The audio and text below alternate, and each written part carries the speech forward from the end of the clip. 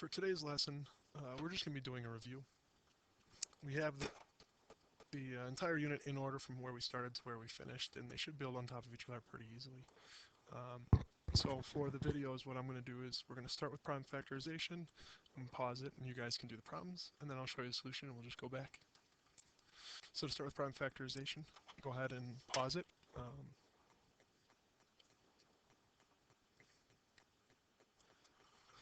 So if you're going to find the prime factor of each of these, 210, you can factor tree it. For me, the easiest one is 10 and 21, which is 2 and 5, and 3 and 7. Okay, it's important to know here that that is not our answer. We're not done yet. 210 equals 2 times 3 times 5 times 7, and that's our answer. Prime factorization for 35a squared b to the third. 35 just breaks off into 5 times 7. It's not crucial that you had 5 times 7 instead of 7 times 5, but it will be someday, so make sure you guys are doing lowest number to biggest number to be absolutely sure you're right.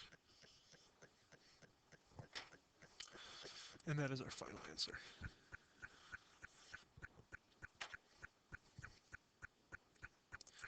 Going back now to greatest common factor. Go ahead and pause the video and do these on your own.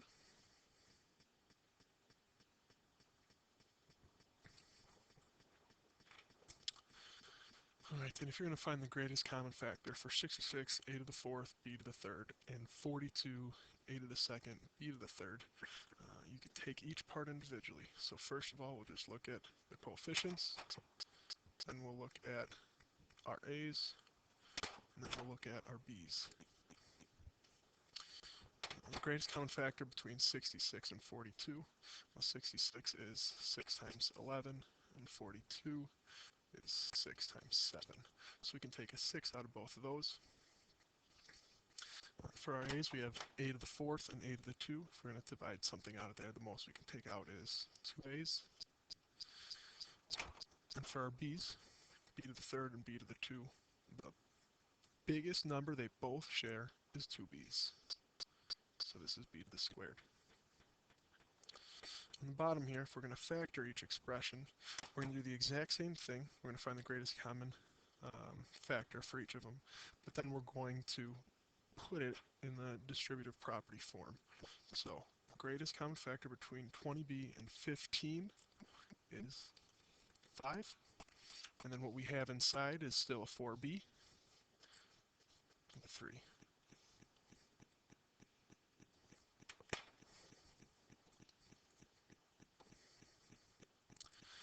Going back, next lesson was simplifying algebraic expressions.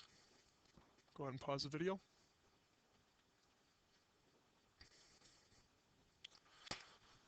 Alright, if we're going to simplify these expressions, it's just simply how do we rewrite it and cancel things out. If we're good, we know that 36 and 48 has 2. If we're really good, we know that they both have a 6 in common, and if we're great, we know they share 12 in common. So this is the same thing as saying 12 times 3 over 12 times 4. Our 12s cancel out here, and we're left with 3/4. 22 a to the fourth over 24 a to the third. First of all, we can simplify just our coefficients. Then we can simplify our a to the fourths. Our a terms. If we simplify 22 over 24, most we can take out of there is a 2 out of the top and bottom. So that gives us an 11 on the top and a 12 on the bottom. And if we have 4 a's on the top and 2 a's on the bottom, we cancel out 2 a's. If we cancel out 2 a's, we have none on the bottom. Cancel out 2 from 4, we have 2 a's left on top. So our final answer is 11a squared over 12. Next lesson was multiplying and dividing monomials. Go ahead and pause the video and try these on your own.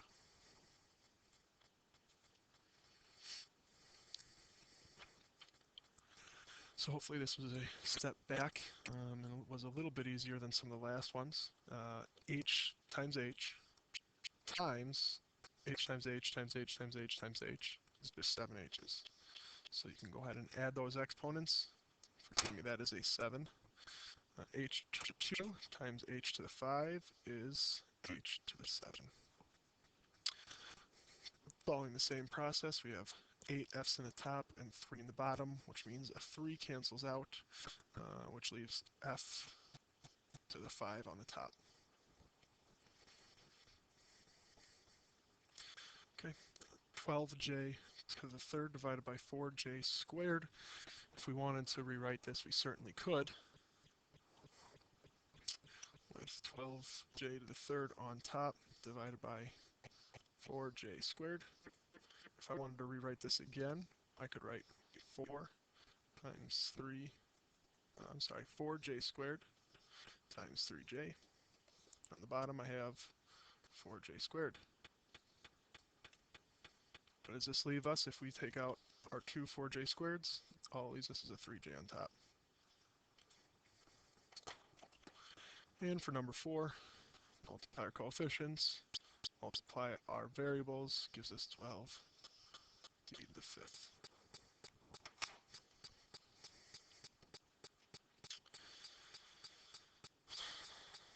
Negative exponents is our next lesson.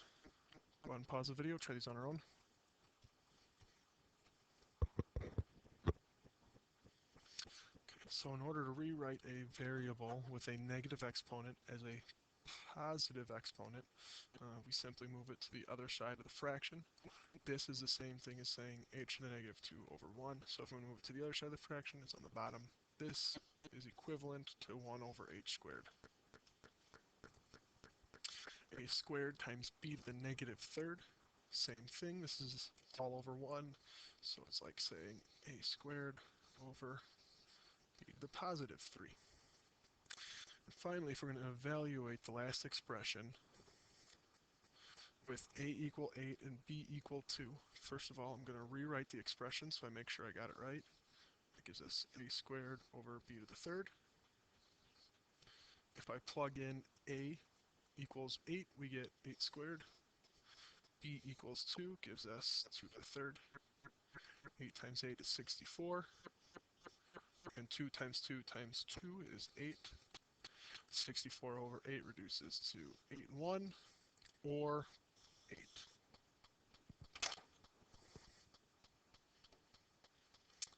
And finally, scientific notation. Go ahead and try these on your own. Pause the video.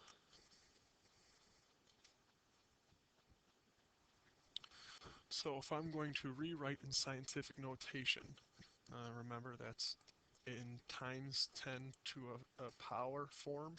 So in order to move the decimal place over to where I want it, which is always right after the first digit, I have to travel 1, 2, 3, 4, 5, 6, 7, 8 decimal places.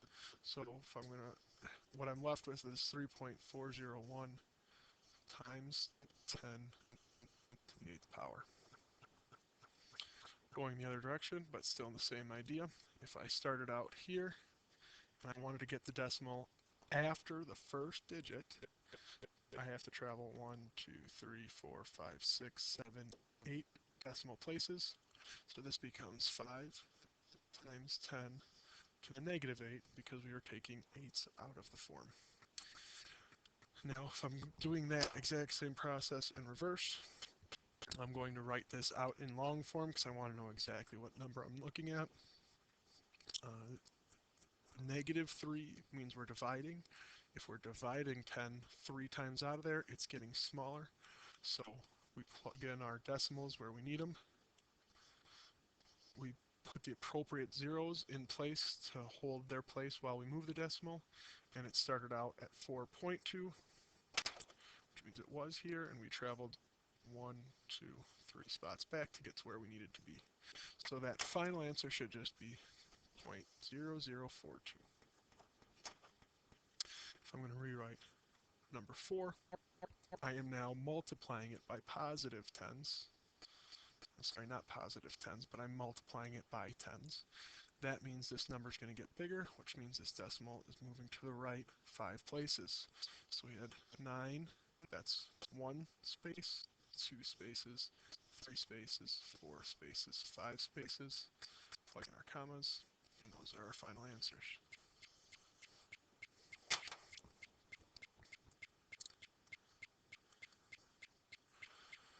Okay, what we are left with for homework tonight is page 220, 14, 20, 22, 29, 33, 37, 44, 47, 48, 53, 60 through 63. Good luck and good luck on your test.